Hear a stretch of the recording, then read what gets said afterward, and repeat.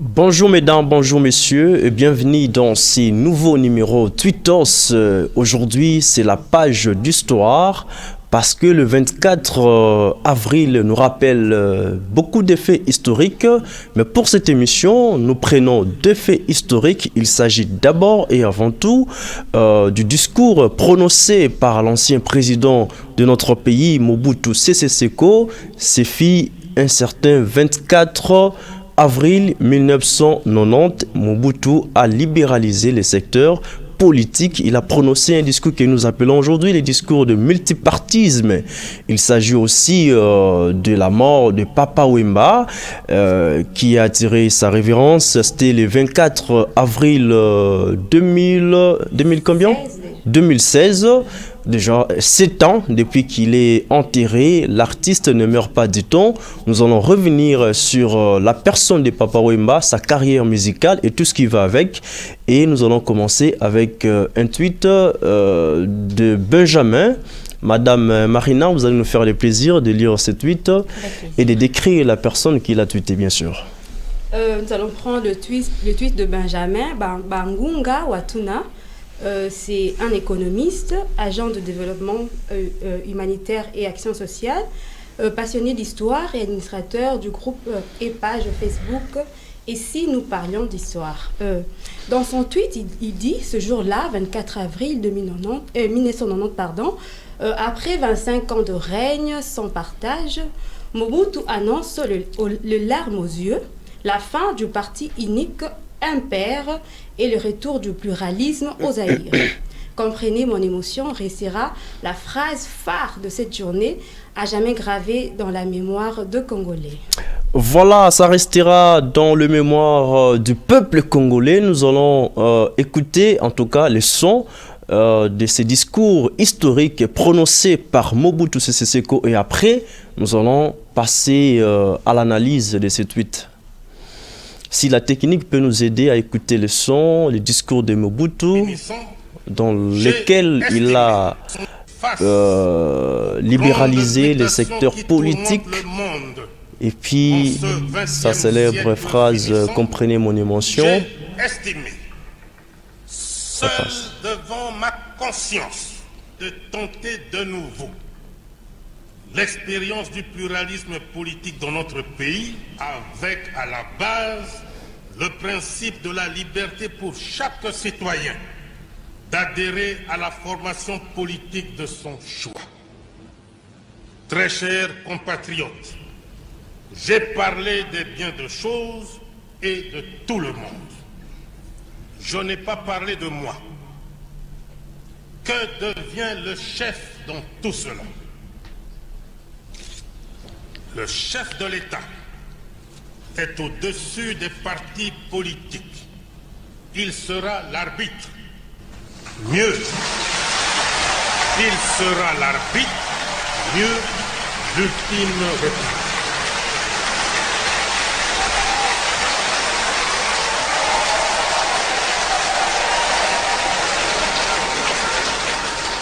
Je vous annonce que je prends ce jour congé du mouvement populaire de la Révolution pour lui permettre de se choisir un nouveau chef devant conduire.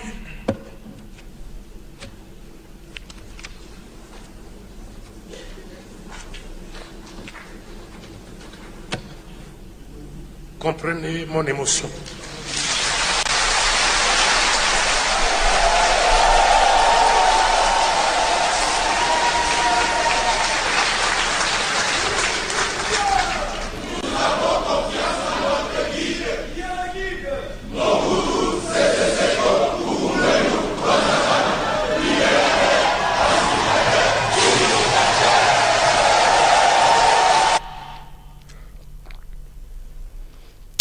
Voilà, Madame Marina, c'était les premiers tweets qui nous rappellent l'histoire parce que le travail d'un journaliste est aussi celui de rappeler l'opinion nationale qu'internationale, les faits qui se sont déroulés par les passés. Et là, c'est notre devoir de mettre un accent particulier, en tout cas sur le discours qu'a prononcé l'ancien président de notre pays, Mobutu Sese Seko.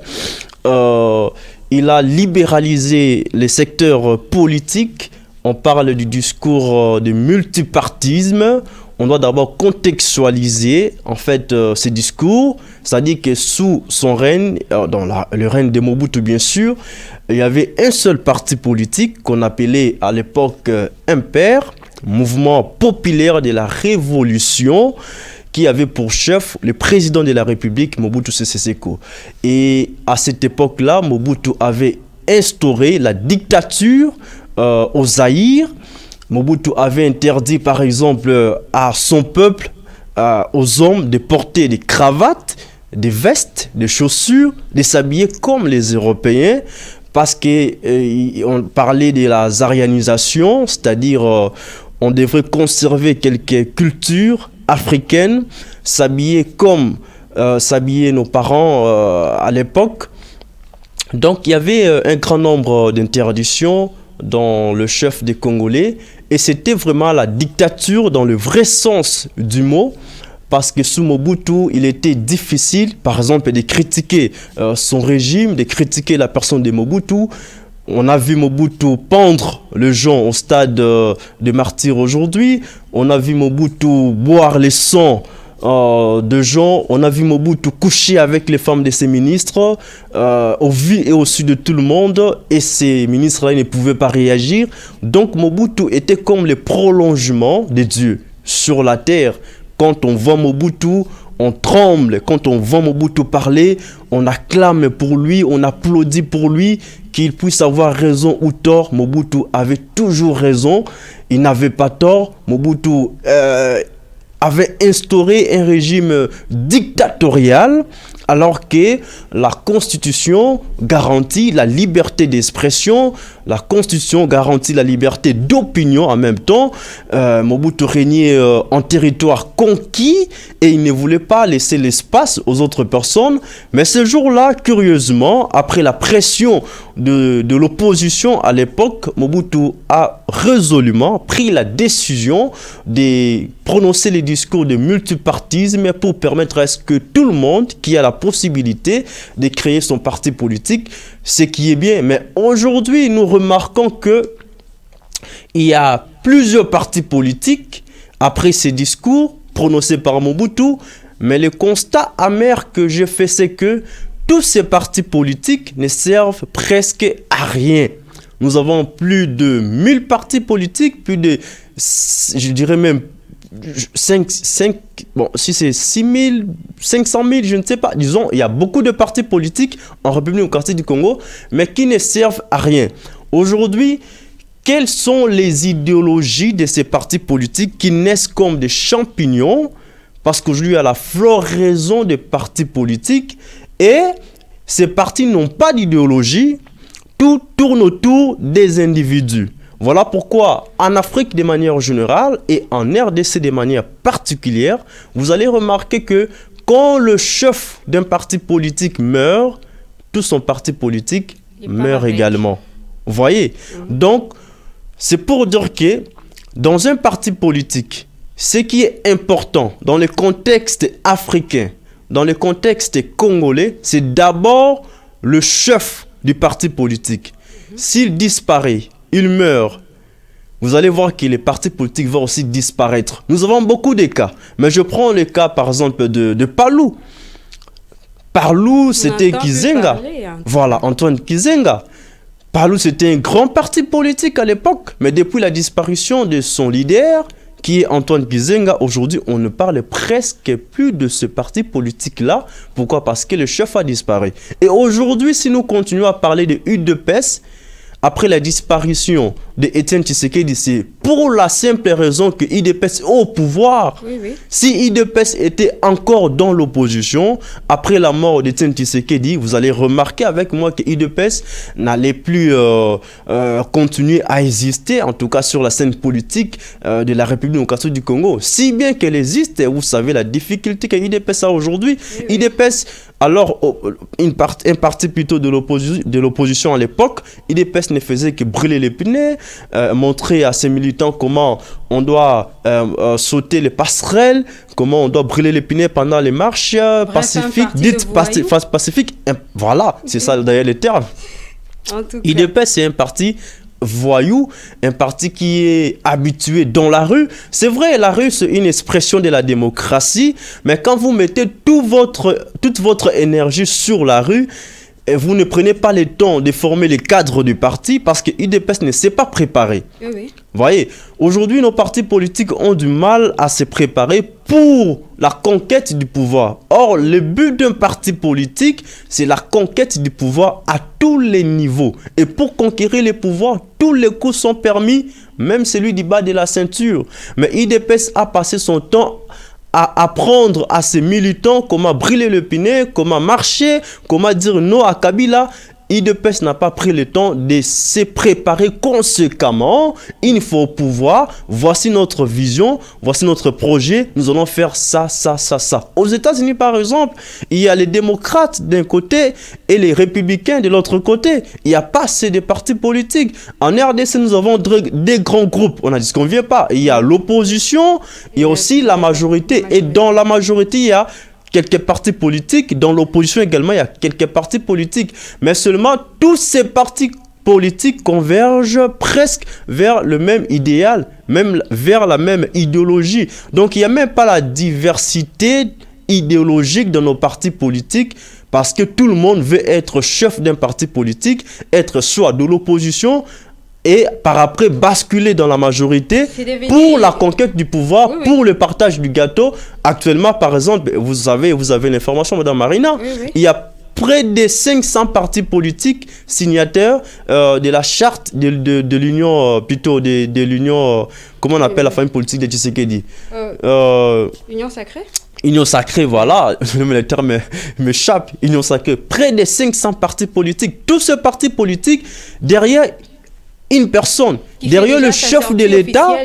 La sortie officielle, c'est pour ce samedi 29 au stade des Martyrs. Nous avons vu le ministre de ce pays, les grands poids lourds, entrant au stade des Martyrs pour suivre comment les travaux se poursuivent là-bas. Ce qui n'est pas interdit. C'est bien bon de se mettre d'accord autour du chef de l'État. C'est aussi une expression de la démocratie. Mais tout ce que moi, je fustige, c'est que nos partis politiques n'ont pas d'idéologie. Nous avons des partis qui n'existent que sur papier.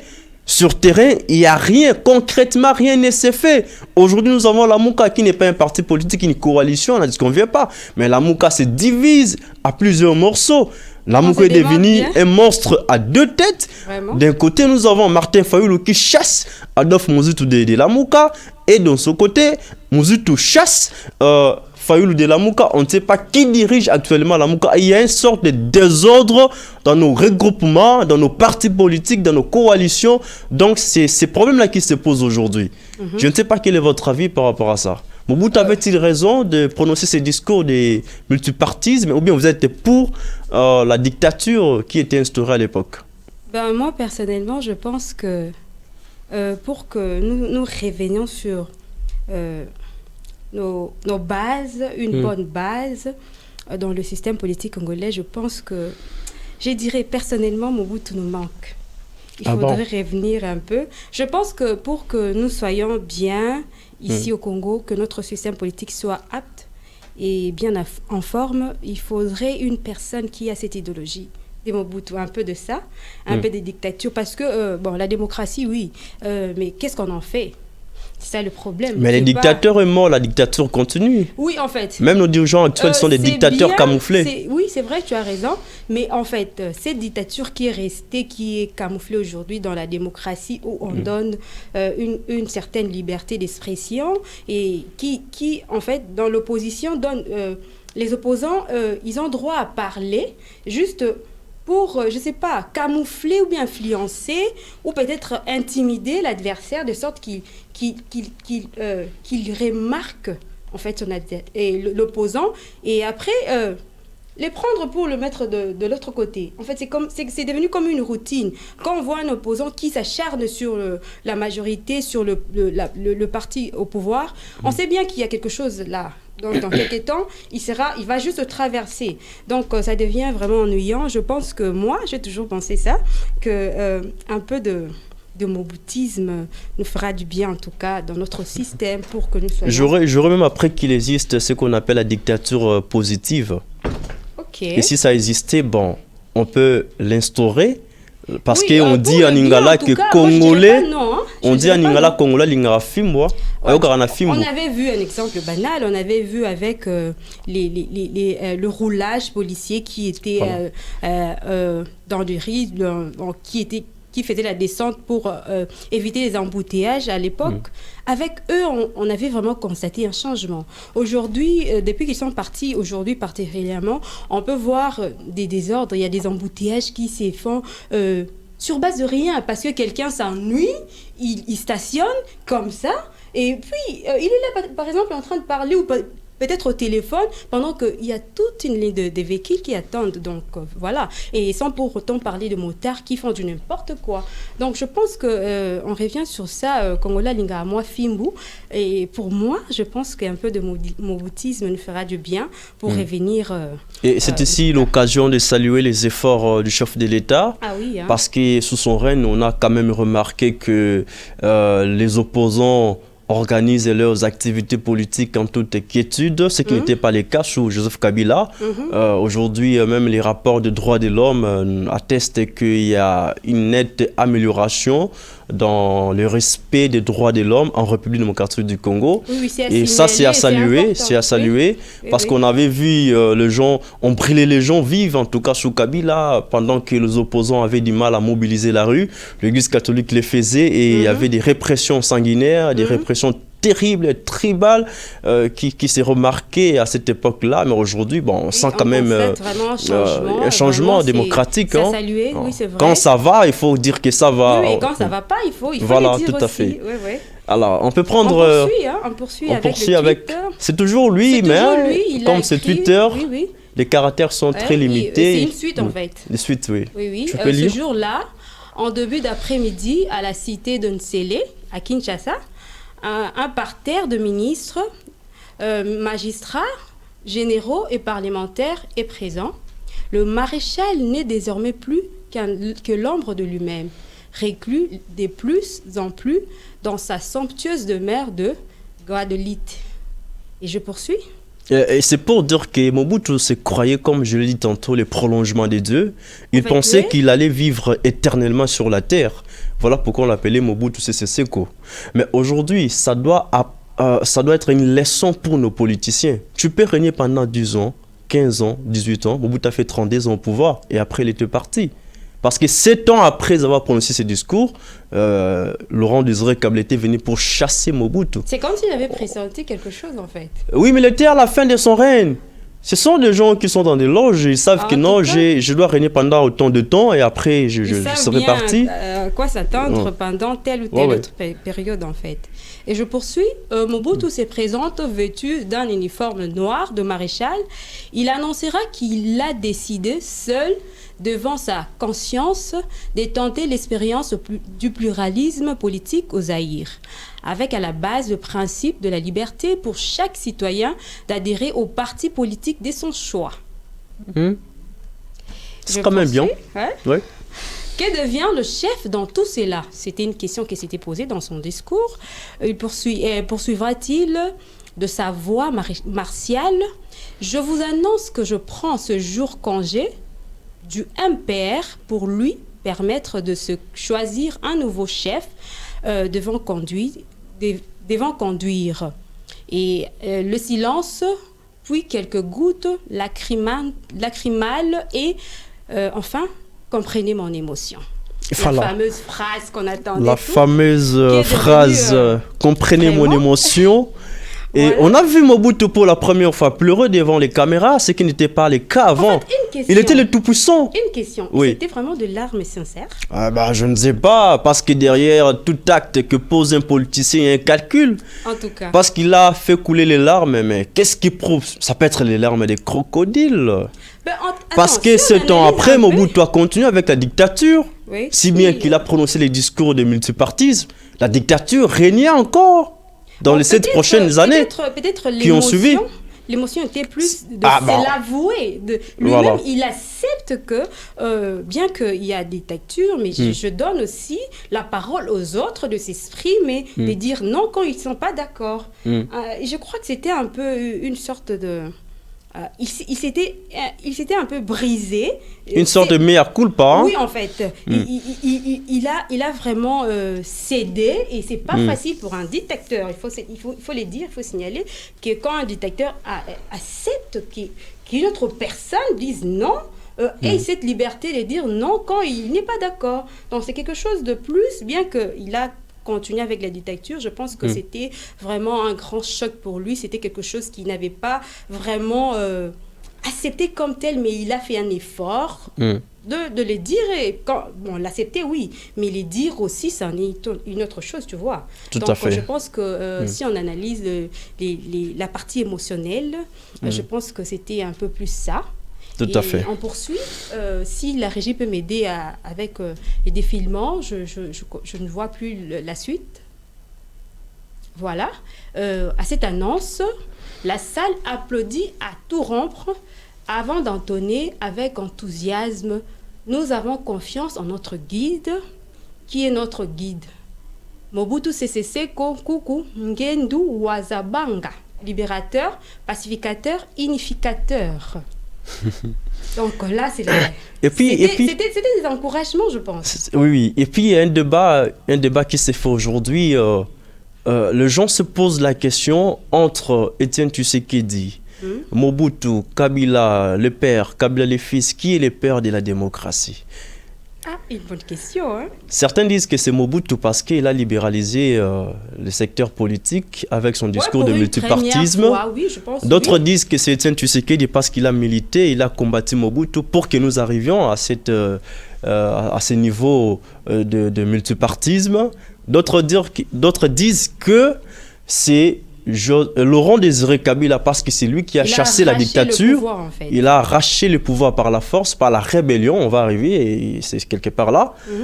Et d'autres encore disent que c'est Joseph Kabila, le fils, hein, parce qu'il a cédé le bâton de commandement, le fauteuil présidentiel à Tshisekedi à l'issue d'une élection démocratique organisée en 2018 parce que c'était la première passation pacifique du pouvoir entre un président sortant et entrant. Maintenant, entre ces présidents, selon vous, qui est le père de la démocratie? Je pense qu'on doit revenir à la source. Je pense que c'est Mobutu. Bien qu'il a continué, mais donner le droit de dire non et de dire que je ne veux pas de ça, je préfère qu'on fasse ça. Je pense que celui et les autres sont juste venus dans cette même idéologie. Donc Mobutu a balisé le chemin de la démocratie, les autres ont poursuivi. C'est lui le pionnier. On peut dire ça. Si je me trompe, je pense que c'est ça. Donc, je crois que c'est Mobutu parce qu'il a donné cette liberté, c'est l'espace à tout le monde de venir à table et parler. Et je pense que c'est lui et les autres sont venus avec l'évolution. Avec l'évolution, je pense que je dirais que c'est Mobutu.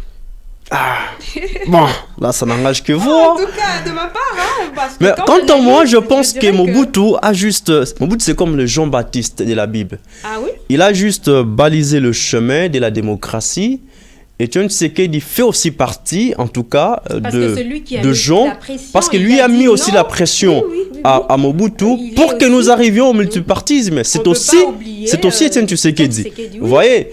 Alors, les autres aussi ont contribué, notamment Laurent Désiré Kabila, parce que c'est lui qui a chassé la dictature pour instaurer notre dictature, qu'on se le dise. Et puis, Kabila le père, bon, il a organisé les élections qui sont jusqu'à aujourd'hui contestées. Est-ce qu'on peut dire que c'est lui fait partie aussi, lui aussi fait partie de gens qui ont et c'est travaillé vrai que ça, pour la démocratie. Le côté où il a arraché le pouvoir par la force, c'est vrai, mais et c'était pour une bonne cause, qu'on se le dise. Parce qu'avant lui, c'est vrai qu'on était un peu dans le chaos, quoi. Non, bon, regarde, il y a plusieurs modes d'accéder au pouvoir, voilà. Ouais. Il y a les élections, il y a les coups d'État, il y a la succession, Tout revient il y à la a, prise de il y pouvoir. a, il y a des conciliabules qui se font. Ce sont là les modes qui peuvent nous amener à accéder au pouvoir. Mais le mode le plus démocratique reste l'élection. Ah oui. Dans le coup d'État, la rébellion, ce sont des modes révolus. Aujourd'hui, nous sommes au XXIe siècle, nous sommes dans un pays, entre guillemets, démocratique, République démocratique du Congo. Pour accéder au pouvoir et avoir la légitimité du peuple congolais, il faut passer par les urnes. Oui. Voilà. Et Alors, une madame, question, une oui. petite question. Est-ce que vous pensez que si Kabila le père, le fameux, paix à son âme, Kabila le père, s'il n'avait pas arraché le pouvoir, comme il avait fait, il est venu en bien dans la démocratie, il y aurait quoi? Il y aurait quoi en fait? S'il n'était pas S'il venu. n'était pas venu avec tout et son armée et tout ce qu'il est venu pour arracher le pouvoir pendant la période où c'était comme un trou, hein? Il y avait Mobutu qui était affaibli, je sais pas, malade à l'époque, je sais pas, je sais plus Tout bien. à fait, c'est Mais bien cela. s'il était venu en bien, du genre je viens pour postuler par exemple, je sais pas faire quoi pour que je devienne votre président, que vous choisissiez, que vous m'acceptez en fait. Non, il faut d'abord contextualiser cette affaire. Mobutu était un dictateur, si bien qu'il était affaibli en 1990 après avoir prononcé les discours de multipartisme. Mais on sait que ces temps après, Mobutu était toujours un dictateur camouflé, si bien affaibli. Et en 1997, Laurent Désiré Kabila est venu pour arracher le pouvoir à Mobutu par la force. Parce que passer aux urnes en ce moment-là, bon, les élections sont organisées. Donc, mais c'était vrai, quel pour type conclure, d'élection? oui, on pourrait Des dire élections qu'il y avait pas camouflées. d'autre issue. Il y avait trop de mafia. Donc, même si moi j'étais Laurent Désiré Kabila, j'allais passer par la rébellion pour conquérir le pouvoir, Voilà, il y avait pour pas prendre d'autre le issue, pouvoir par la donc, force. c'est Par comme rapport à ça. cette période-là, je comprends, parce qu'il y avait un dictateur devant. Oui, oui. Si tu veux passer par les élections, tu ne vas pas gagner. Vaut En mieux tout cas. passer par ces chemins-là et conquérir le pouvoir. Mais actuellement, en tout cas, s'il faut conquérir le pouvoir, je conseillerais à tous ceux qui Toujours aspirent, passer par les n'est-ce pas, urnes. au fauteuil présidentiel, de passer par les urnes. Oui, oui. C'est la voie la plus démocratique. En tout cas. Et je crois qu'on a clôturé avec ça. Voilà, passe- on peut prendre le deuxième tweet. Page d'histoire toujours avec Papa Wemba. Faites-nous le plaisir de découvrir ce tweet. Oui, en fait, c'est toujours la même personne, Benjamin Bangunga Watuna. Ce jour-là, 24 avril 2016, Jules Chungu Wemba Diopene Kikumba, de son nom d'artiste Papa Wemba, décède après avoir fait un malaise en plein concert à Abidjan, à l'âge de 66 ans. Icône de la rumba congolaise, Papa Wemba a laissé un riche héritage musical au monde de la musique. Voilà, on poursuit, on commente un peu ce qui est arrivé. Dans tout ce qui reste, c'est son histoire. Tu peux nous lire, parce que c'est une page d'histoire, Ah je oui. l'ai dit au début de cette émission, notre rôle est aussi celui de rappeler l'opinion nationale et internationale, les faits historiques, parce que les journalistes, c'est l'écrivain du présent. Ok. Une petite histoire par rapport à Papa Wemba, ça va, Oui. ça va édifier nos éditeurs en tout cas. Jules Chungu Wemba Diopene Kikumba, dit par convenance Papa Wemba, est né un certain 14 avril 1949 à Lubefu, au Congo belge, actuellement province du Sankour, en République démocratique du Congo, est mort le 24 avril 2016 à Abidjan, de suite d'un malaise sur scène. C'était un chanteur, auteur, compositeur et acteur congolais.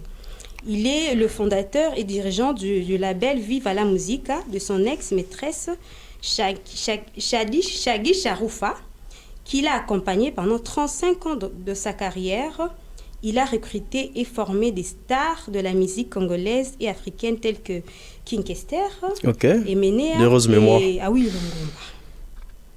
Alors que Papa Wemba était encore bébé, la famille s'installe à Léopoldville, capitale du pays, alors colonie belge. Son père, ancien soldat qui a combattu dans l'armée belge pendant la Seconde Guerre mondiale, est devenu chasseur. Sa mère est pleureuse professionnelle, élément traditionnel essentiel de soirées funéraires ou veillées mortuaires.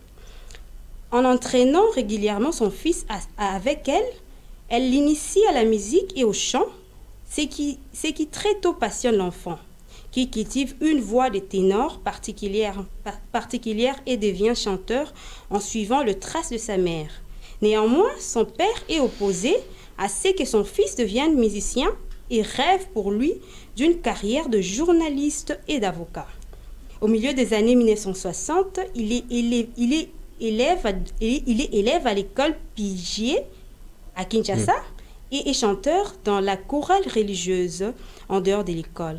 En 1966, disparaît le père de Papa Wemba. Il s'oriente alors vers la musique populaire quinoise dans son quartier de Matongé, le berceau de la musique congolaise, et prend le pseudonyme de Jules Presley. Il meurt le 24 avril 2016 à Abidjan, en Côte d'Ivoire, d'un malaise cardiaque à l'âge de 66 ans, alors qu'il s'est produisé à la 9e édition du Festival de musique urbaine d'Anoumado. Son malaise a été vu par les spectateurs en direct de la RTI, télévision ivoirienne.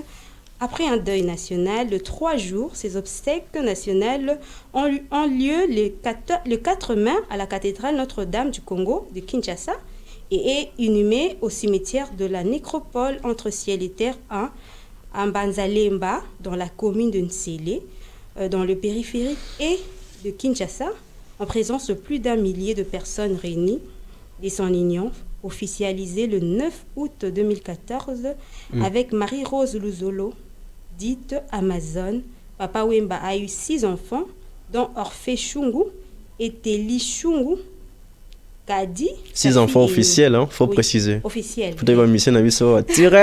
tout cas, ça vraiment, entre guillemets, il y avait des enfants qui sortaient de partout, en fait. Et voilà, en ce qui concerne sa carrière musicale, en 1980, il a fait le tour de l'Afrique avec son tube Anelengo, qui se vend à 60 000 exemplaires. En 1988, Papa Wemba fait une tournée internationale du Japon aux États-Unis en passant par l'Europe, notamment en Belgique. Au milieu des années 1990, il fait la connaissance de l'homme qui va donner un second souffle à sa carrière musicale, Peter Gabriel. Il assure la première partie de sa tournée américaine et européenne en 1993. Papa Wemba a alors beaucoup de succès en matière de world music avec les titres comme Maria Valencia, Yolele et Sofele. En 1995, l'album Émotion le relève au rang de grande figure de la world music. 2 ans plus tard, Papa Wemba est décédé meilleure vedette africaine au Cora 1997. Voilà un peu de tout. Voilà, merci beaucoup Madame Marina pour cette page d'histoire qui clôture cette émission Tutos parce que nous avons épuisé nos minutes. C'était intéressant de revenir sur l'histoire parce que c'est notre devoir. Nous sommes les écrivains du présent et nous devons rappeler le passé pour préparer l'avenir. Je pense que nous avons fait les nécessaires. Il faut aussi signaler que à Matongé, dans le village Moloka et aux environs, il y a des festivités. Oui, il y a beaucoup de cérémonies qui seront organisées là-bas. Fans, ils peuvent faire un tour. Tu iras aussi oui, je pense bien. On peut faire un tour, Gilbert. D'accord, après les travaux, on ira. Ok, d'accord, on fera un D'accord, tour. chers auditeurs, chers internautes, chers lecteurs de iWeb, merci beaucoup de nous avoir suivis, d'avoir prêté oreille attentive à cette émission Tutos, au cours de laquelle nous avons analysé, creusé à profondeur, voilà, 2 tweets historiques, le discours de multipartisme de Mobutu, mais aussi Nous sommes en train de nous souvenir de la mort de Papa Wemba. Il s'est décédé le 24 avril 2016. Merci beaucoup à Madame Marina. Et merci avec le même plaisir. Aussi à l'équipe technique qui nous a plutôt accompagnés pour la réalisation de cette émission. On se retrouve demain avec le même plaisir. Au revoir.